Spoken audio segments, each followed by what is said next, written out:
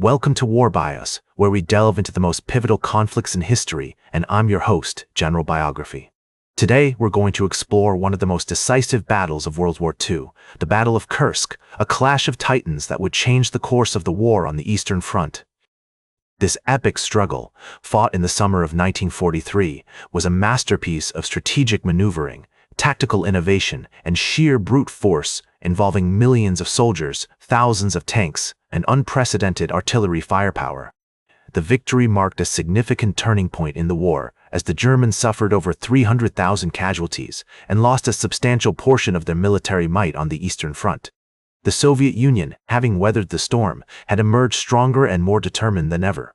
In the wake of this defeat, Adolf Hitler and the German High Command were determined to regain the initiative and launch a new offensive that would shatter the Soviet defenses and pave the way for a renewed push towards Moscow.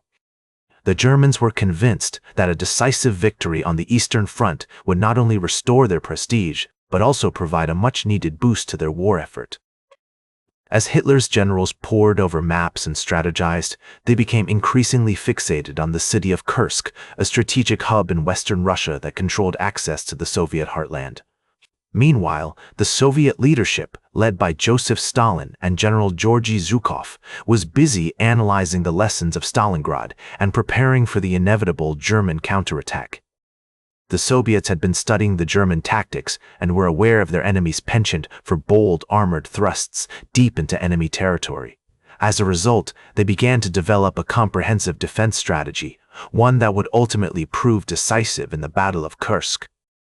Zhukov, a master strategist with a deep understanding of the Soviet Union's industrial and human resources, recognized that the key to victory lay not in matching the Germans tank for tank, but in creating a layered defense system that would gradually wear down the enemy. The Soviet plan, codenamed Operation Kutuzov, was designed to absorb the initial German onslaught and then counterattack with overwhelming force. The Soviets created a series of defensive lines, each one carefully crafted to funnel the German armor into killing zones where they could be destroyed by massed artillery and anti-tank fire. The first line of defense, stretching from Orel in the north to Belgorod in the south, was manned by veteran troops who had fought at Stalingrad and were determined to hold their ground. The Germans assembled a massive army of over 900,000 soldiers, 2,700 tanks, and 10,000 artillery pieces. The Soviet Union, however, was not to be outdone, mobilizing an even larger force of over 1.9 million soldiers, 5,000 tanks, and 25,000 artillery pieces. The air was thick with tension as the armies of Germany and the Soviet Union prepared to collide in a maelstrom of steel and fire that would decide the fate of the war. The German plan, codenamed Operation Citadel, called for a pincer movement around the city of Kursk with the goal of encircling and destroying the Soviet forces in the region. The operation would involve a simultaneous attack from the north and south, using the German Ninth Army and the Second Panzer Army to drive deep into Soviet territory.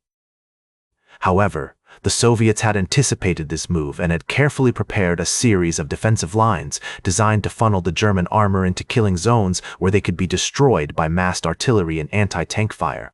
As the summer of 1943 approached, the tension along the Eastern Front grew, with both sides aware that the upcoming battle would be a turning point in the war. The Germans were confident in their ability to break through the Soviet lines, while the Soviets were determined to hold their ground and inflict a crushing defeat on their enemy. In the weeks leading up to the battle, the Germans launched a series of probing attacks designed to test the Soviet defenses and identify weak points in their lines. These skirmishes, though small in scale, provided valuable intelligence for both sides as they revealed the dispositions of the opposing forces and highlighted the areas where the main battle would be fought.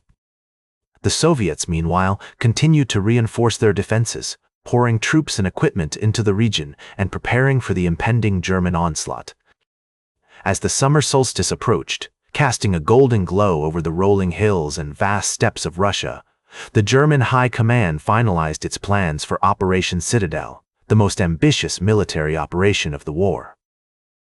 The objective was to launch a decisive blow against the Soviet forces in the Kursk salient, a bulge in the front line that had been a thorn in the side of the German army since the previous winter. On July 4, 1943, the Germans began to mobilize their troops and equipment, preparing for the largest tank battle in history, an engagement that would witness the clash of titans and shape the fate of Europe. The Soviet Union, however, was not caught off guard, having anticipated the German plan through a combination of intelligence gathering, strategic analysis, and good old-fashioned espionage. The Russians had been expecting this attack for months, and their preparations were meticulous, reflecting the calculating mind of General Georgy Zhukov, who would later remark, "The Battle of Kursk was a titanic struggle between two giants, with the fate of the war hanging in the balance." As the Germans began to mobilize, the Soviets were busy fortifying their positions, laying mines, and preparing elaborate traps for the enemy. On July 5, 1943, at 2003 a.m., the German artillery opened fire on the Soviet positions, signaling the start of Operation Citadel.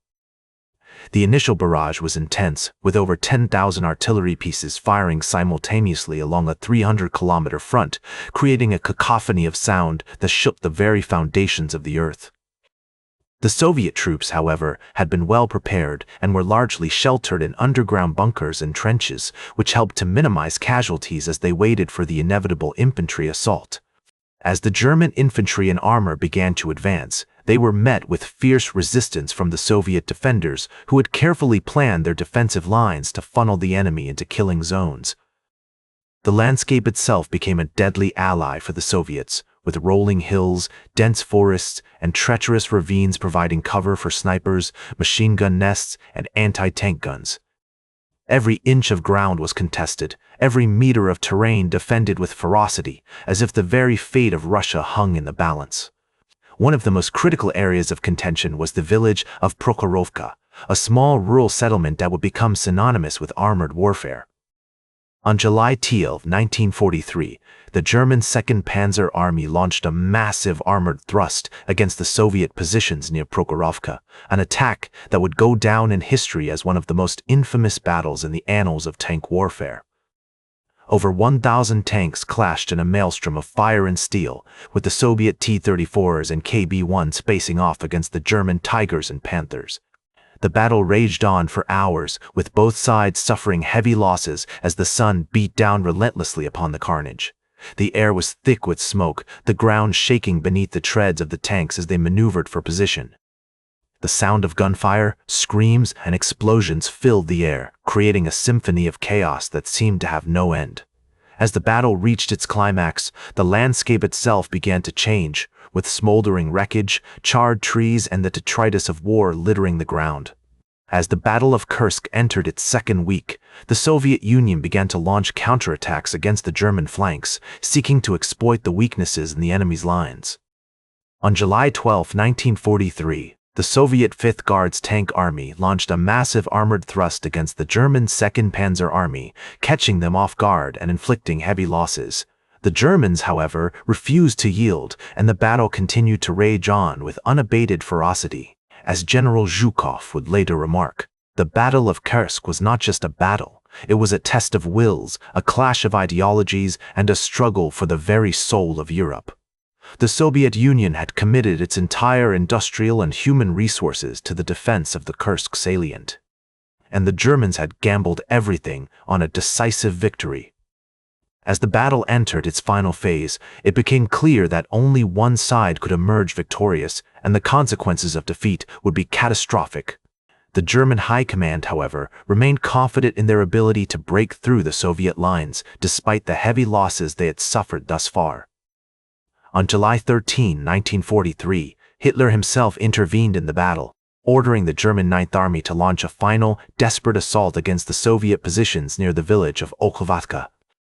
The Soviets, however, were prepared for this attack, and as the German troops advanced, they were met with a hail of artillery fire and a wall of steel that would prove impenetrable. As the German Ninth Army's final assault against the Soviet positions near Okhovatka faltered, the once confident Wehrmacht troops now stumbled backward in disarray, their exhausted bodies and minds reeling from the relentless barrage of Soviet artillery and the unforgiving Russian summer sun. The air was thick with the acrid smell of smoke and sweat, as the sound of screams and groans filled the air, punctuated by the thunderous roar of tank cannons and the staccato burst of machine gun fire. It was July 16, 1943, and the Battle of Kursk had reached its decisive turning point. The Soviet defenders, bolstered by their successful counterattacks and the arrival of fresh reinforcements, began to push the Germans back on all fronts with a ferocity that seemed almost primal. The Red Army's commander, General Georgy Zhukov, had masterfully orchestrated this counterattack, using his deep understanding of the terrain and the enemy's weaknesses to outmaneuver and outflank the German forces at every turn. As the Germans retreated from the Kursk salient, the Soviet army launched a series of relentless counterattacks, pushing the enemy back across the Ukraine and into Poland with a speed and determination that left the Wehrmacht reeling. The consequences of this defeat were far-reaching and devastating for the German army.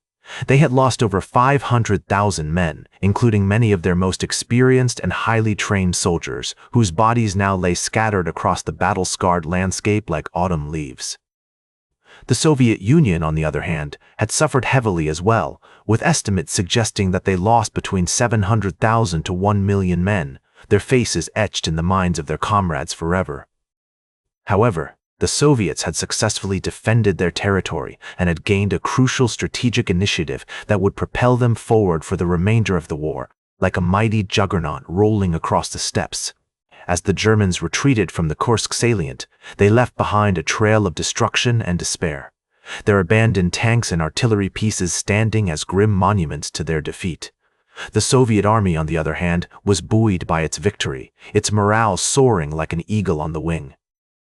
The soldiers of the Red Army knew that they had fought bravely and sacrificed much to defend their homeland, and they took pride in their accomplishment, their hearts filled with a sense of purpose and belonging. That's all for today's War Bios. Remember to like, share, and subscribe, and until next time, I'm General Biography reminding you to keep marching toward victory.